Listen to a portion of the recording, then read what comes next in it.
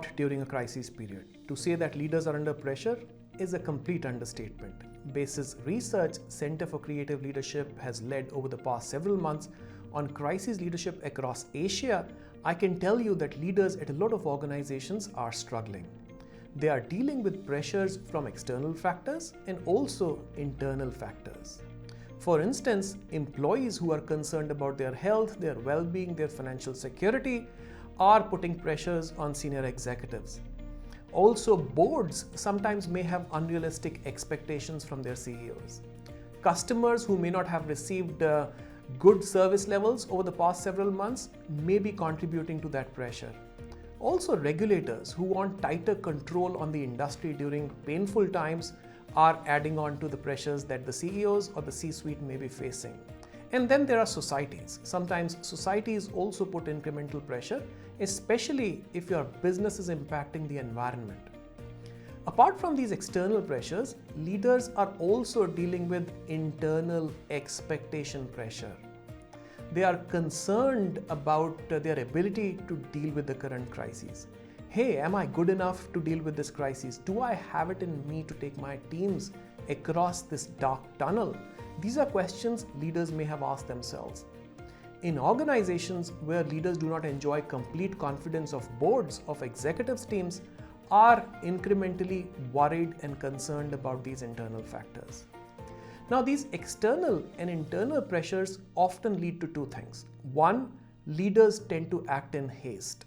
They take decisions that are not well thought out. They shoot off their hip or shoot in the dark just under the compulsion that they need to act in a crisis period.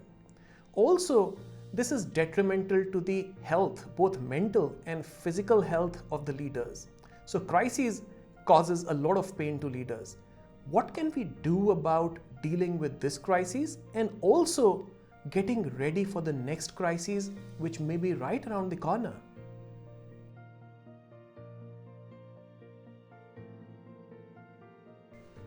Now, leaders must build resilience to deal with the crises. All leaders have a finite pool of energy from which they draw upon whenever they need an emotional boost. Now, during an extended crisis like the one that we are living through, this pool of energy may run dry. And therefore, leaders must indulge in resilience boosting activities. For instance, they can build their physical resilience by exercising, by walking, by any form of activity or physical sport. They can also build their mental resilience by meditation, by journaling. They can build their social resilience by driving social connections, and their emotional resilience by emotional savoring and practicing gratitude.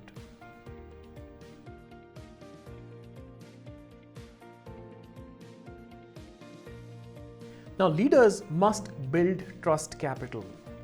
Trust, as we say, is the currency of confidence during crises. Leaders who invest energy in building trust during peacetime are able to draw upon from that account in crunch times.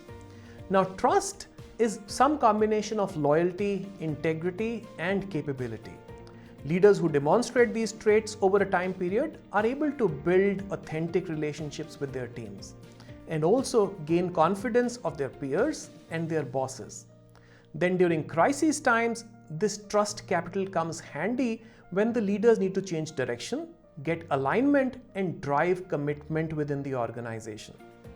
Trust enables leaders to take unpopular decisions during crises and also get buy-in from their boards and executive teams to pivot when the crisis presents opportunities that the leaders and their organizations must leverage.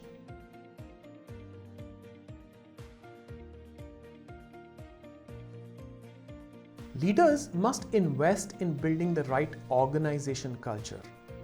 Success in a crisis hinges on the culture of trust, accountability, and risk-taking. Culture of trust and transparency help leaders and organizations build the right level of credibility internally with employees and stakeholders, and also externally with vendors, suppliers, business partners. Culture of accountability ensures that leaders take critical decisions during crises and not look up the hierarchy chain for direction. And a culture for risk-taking hopefully coupled with psychological safety, will empower leaders to take critical calls as they pivot to make the most of opportunities in a crisis period.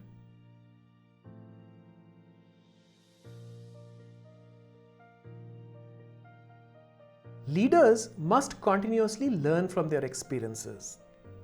Continuously drawing parallels between the current crises and the earlier crises or crucible experiences they may have had in their careers or in their personal lives, to understand what is similar and what is different between the current crises and the earlier experiences. This may trigger clever tactics for leaders as they deal with the crises at hand, and also give them confidence and conviction that they can deal with anything that is thrown at them. Such an activity will also keep leaders cheerful during times of adversity.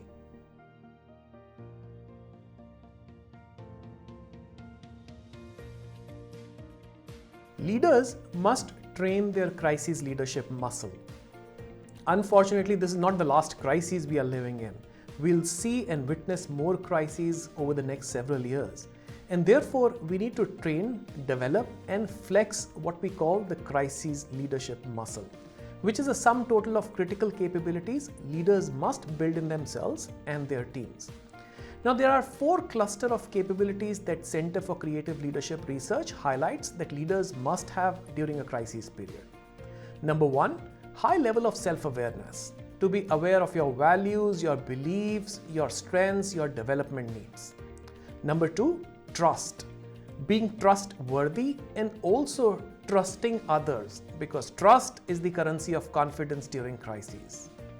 Number 3, having a growth mindset, which is the ability and the willingness to keep learning new things irrespective of your age and your level in the organization. And number 4, adversity handling capability, which is about being resilient, being agile, keeping calm, being decisive, and being adaptable.